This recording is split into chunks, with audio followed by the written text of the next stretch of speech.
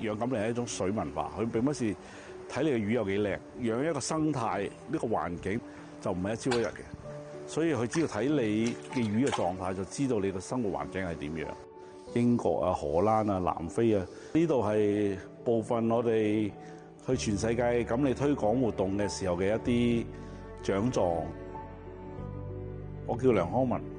不過好多人問我職業咧，我都幾尷尬嘅。我現在咧係一個雕塑家，一個創作者，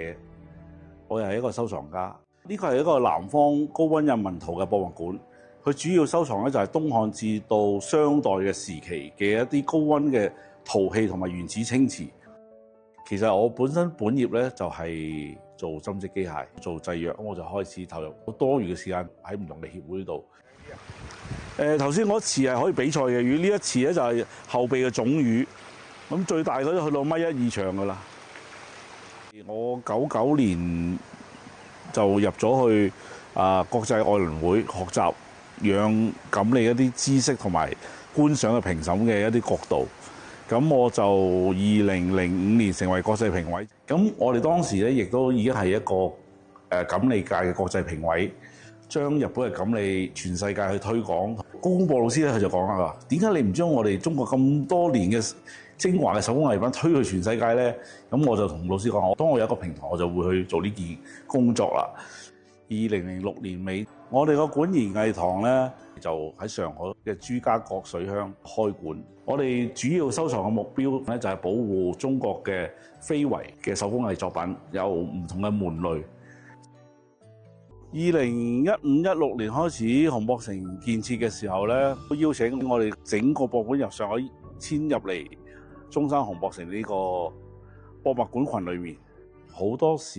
國家嘅非遺咧都係喺佢當地出名，咁我哋呢個館咧就係可以跨越咁多個省，然之後有咁多個門類，然之後都有精品展出咧，喺國內係比較少啲。咁我哋認識咗好多唔同嘅老師啦，變成為一個好好嘅契機，就開始學習現代嘅抽象雕塑啦。抽象雕塑咧類似中國嘅哲學，係將你嘅一個人嘅創作好多元素嘅思想容納一件好簡約嘅作品裏面。佢攞咗龍鳳嗰一種神韻、互補啦、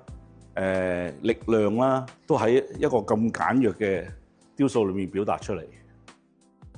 我自己呢一個作品咧就係童年立方，不規則嘅榫卯設計，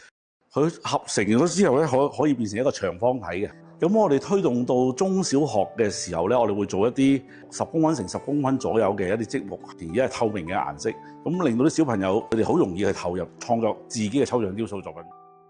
咁我哋呢個作品從初設計開始咧，我哋已經有考慮到係會做小型嘅積木。咁我哋中間亦都做咗一個題目，就叫做積木人生。